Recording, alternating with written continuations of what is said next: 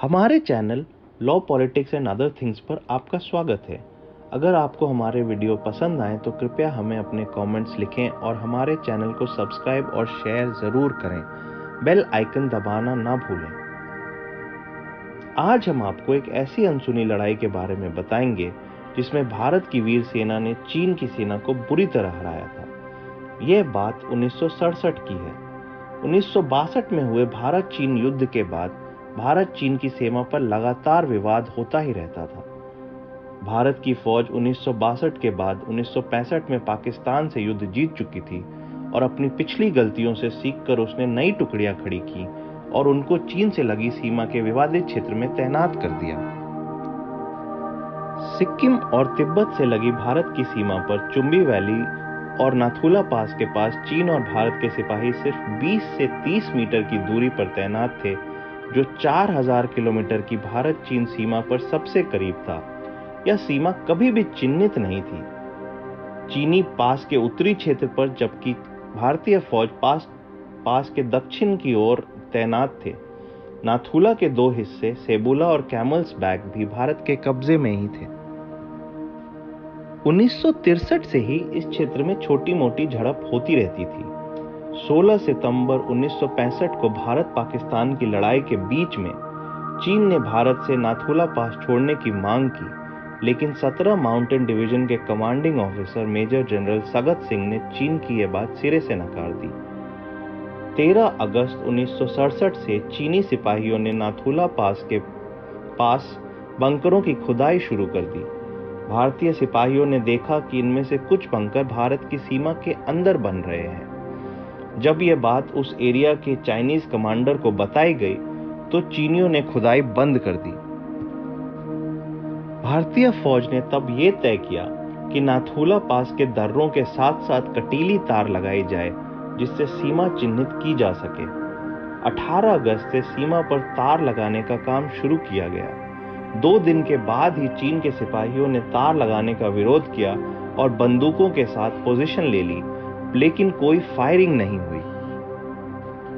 7 सितंबर 1967 को जब भारत ने नाथुला के दक्षिणी भाग में तार लगाने के लिए काम आरंभ किया तो चीनी कमांडर ने उनको वार्निंग दी के साथ काम तुरंत रोकने को कहा।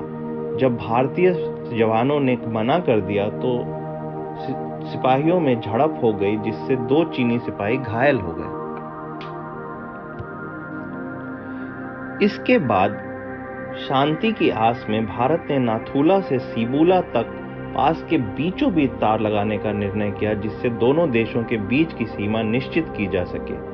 लेकिन 11 सितंबर 1967 को जब भारतीय इंजीनियर्स और जवानों ने काम शुरू किया तो एक चीनी पॉलिटिकल कॉमिसार अपनी फौज की एक टुकड़ी के साथ वहां आया और वहां मौजूद भारतीय लेफ्टिनेंट कर्नल को तुरंत काम रोकने को कहा। जब भारत के जवानों ने मना कर दिया तो बहस बढ़कर धक्का मुक्की में बदल गई। थोड़ी देर बाद चीनी सिपाही अपने बंकरों में लौट गए और भारतीय जवानों ने अपना काम शुरू कर दिया। कुछ ही मिनटों के बाद चीनी तरफ से एक सीटी सुनाई दी और उन्होंने उत्तरी छोर से भारतीय जवानों पर मीडियम मशीन गन से फायरिंग शुरू कर दी। क्योंकि पास के बीच में कोई ओट या कवर लेने की जगह नहीं थी, भारतीय सेना को शुरू में भारी क्षति उठानी पड़ी। इसके थोड़ी देर बाद चीन ने भारतीय जवानों पर आर्टिलरी फायरिंग भी शुरू कर दी, जिसका भारत ने जोरदार जवाब दिया। यह गोलीबारी अगले 3 दिन तक रात दिन चलती रही, जिसमें आर्टिलरी, मोटार्स और मशीन गन का इस्तेमाल हुआ। भारतीय वीरों ने चीनियों को पीछे धकेल दिया। इस बीच 1 अक्टूबर 1967 को नाथुला से कुछ किलोमीटर दूर चोला पास पर भी चीन ने भारतीय जवानों पर फायरिंग की, जिसके बाद भारतीय फौज ने उसका करारा जवाब दिया और चीनियों को करीब 3 किलोमीटर पीछे भगा दिया।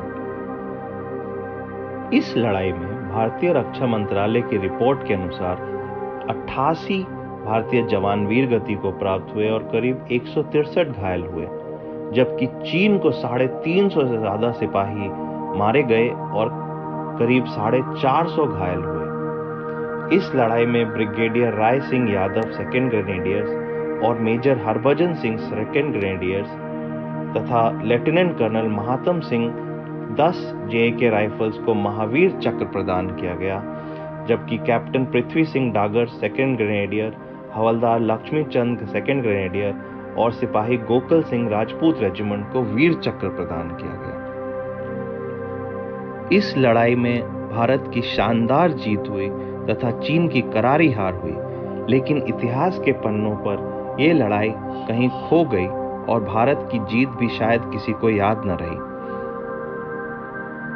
यदि आपको हमारा ये वीडियो पसंद आया है तो कृपया हमें अपने कमेंट्स लिखें और हमारे चैनल को सब्सक्राइब और शेयर ज़रूर करें। बेल आइकन भी ज़रूर दबाएं। हमारा channel law, politics and other things को देखने और फॉलो करने के लिए बहुत बहुत धन्यवाद।